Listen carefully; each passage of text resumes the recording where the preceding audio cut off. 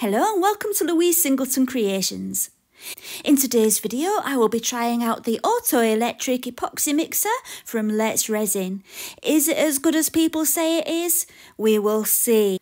And of course I couldn't mix resin and then not use it, so I will be making a little something to show you as well. So stay tuned and enjoy the video.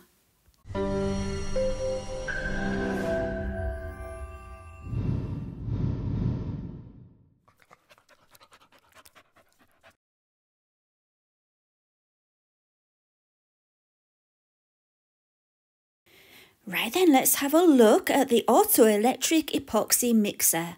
What comes in the box? Well, we'll see. We've got 32-ounce cups and we've got 10 of those. And those are the cups that the resin will be mixed in. The mixer just fits on top of the cup. And they're made of polypropylene, as is the mixer. The top, all of it is polypropylene, and so the resin peels off afterwards. The mixing paddle can be easily removed, so that makes cleaning a lot easier, and I will show you your cleaning options a little bit later on. It also comes with this little tool which is handy for cleaning, and you get a detailed instruction manual with it as well as the plug and the lead. Now, the great thing about this, which came as a surprise because I didn't realise, is it's rechargeable. So you charge it up, but then you don't need it to be plugged in to use it. And so that's really, it's a bonus for me. I really like that feature. So let's get some resin and try this little beauty out. So the resin I'm using today is Let's Resin's Fast Cure resin from the 72-ounce kit. In the kit, you get the part A and B of resin. You get resin inks, the stirring sticks, some little mini cups, some gloves. What else? Did I say everything? I'm not sure. Oh, yeah, and 2 pipettes. So yeah, you get loads of things in the kit. And I haven't tried this one before. Today was my first time trying this one, so let's have a look. I don't know if you can tell, but it looks wet under the cellophane, and that's because I've had it in warm water warming up before I started filming, so that's why there's water in there. I thought it might be a good idea to put it in the warm water to heat up before I took the cellophane off so that the label would be protected, but the water got in the cellophane, so that wasn't such a good idea. Anyway, let's get mixing this resin and see how it turns out. Right then, so because part A is denser than part B, you should always measure out part B first and then part A on top, and it makes it easier to mix. So yeah, that's just a little tip for you. The mixing ratio for this resin is 1:1 by volume, so that's nice and easy. I poured in 3 fluid ounces of part B, then 3 fluid ounces of part A. And from this angle, you will be able to see the streaky lines that you get in resin when it's not mixed. So before it gets all mixed together, you'll see those streaky lines in there.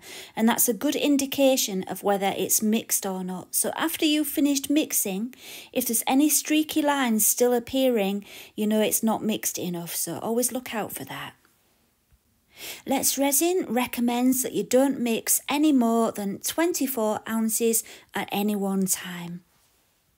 So once part A and part B are in there, all you have to do is pop the lid on and press the button, and that's as simple as it is.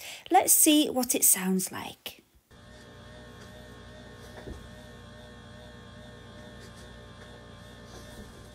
So that's not too bad at all, is it? It mixes for 40 seconds each time you press the button.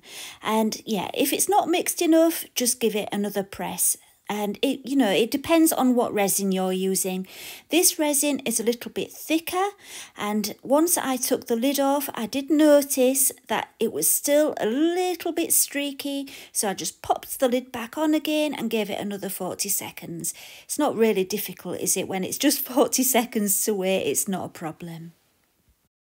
So once my second mixing cycle had finished and I was happy with the resin, I took off the lid, let most of the excess resin drip off, and then I put it onto an empty cup and did another spin. And then all the excess resin just came off the paddle. After doing this, I actually saw a tip from someone else where they'd done this, but before doing this, they sprayed it with isopropyl alcohol, and that really helped all the resin to come off as well. So I suppose that helped with the cleanup afterwards. That's a good tip. I wish I'd read that before I did this. So I'm going to keep that cup aside and have it as my dedicated splash cup every time I use my resin mixer. So yeah, I think that might be a good idea. Right then, so for cleaning it thoroughly, you have two options. You can give it a wipe as soon as you've finished mixing. Well, as soon as you finish that cycle where, you know, you get rid of the excess. You can give it a wipe with a baby wipe. You can even put some isopropyl alcohol on the baby wipe. But if not, you can wait. I'm just demonstrating there with the tool that you can use that tool after the resin has cured to peel it off. So yeah, we'll have a look at that later to see how that turned out. Let's have a look at the resin. Oh, my dog's making some funny noises in the background. Sorry about that. So as you can see, there are definitely micro bubbles in there, but not much more than there was before I started mixing, in my opinion.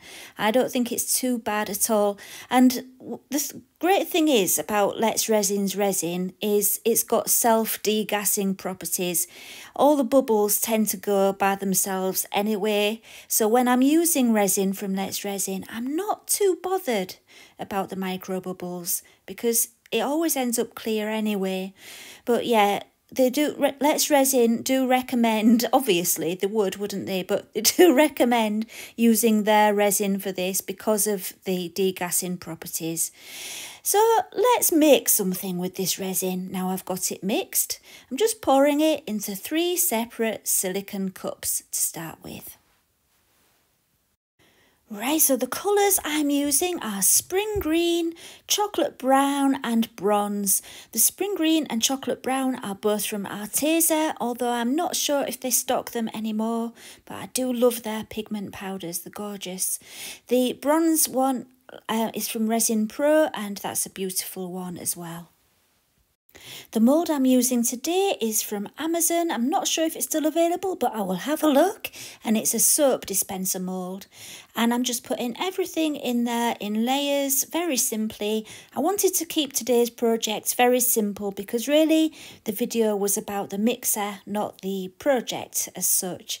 So yeah. Anyway, once I'd poured a little bit of resin into the lid of the soap dispenser, I gave it a good squeeze because that's where all the threads are for the top to screw onto, and that's the kind of place where you'll get a lot of little bit air pockets trapped in there, so do be careful of that.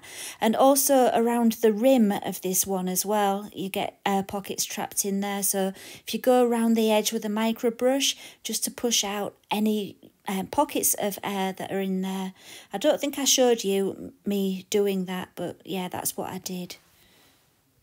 So next I added the brown and then I finished off with the bronze. This soap dispenser is for my mum. It's her 80th birthday soon and I've been really struggling to think of what to buy her.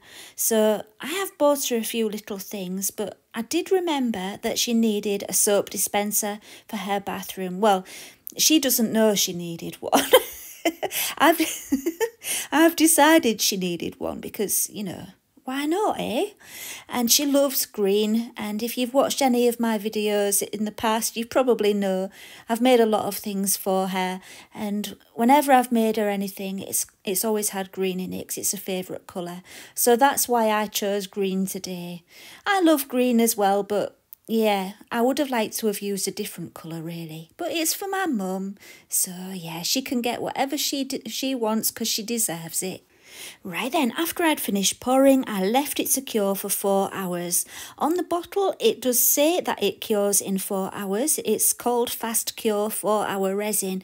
The only thing is, it does depend on how deep you're pouring it and how warm your room is.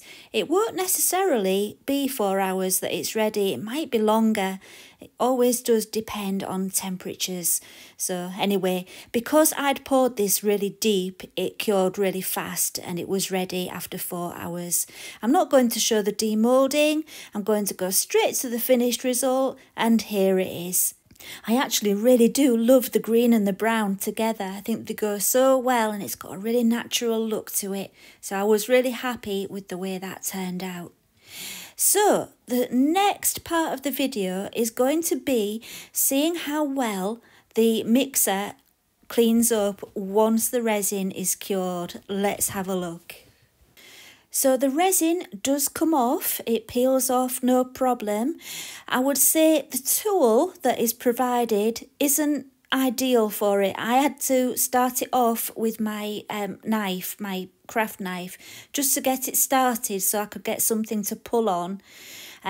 Yeah, so I would say the tool is good for getting into all the nooks and crannies.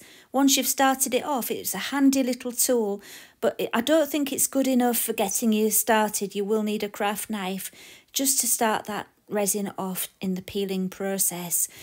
And it did take quite a long time as well. I mean, if you're going to have to go through this every time, I don't know whether it, it kind of negates the fact that it's sped up the mixing process if you're spending lots of time cleaning it up afterwards, doesn't it? So, I'm not sure about doing it this way. It works, yes, it does peel off, but it took me a long time.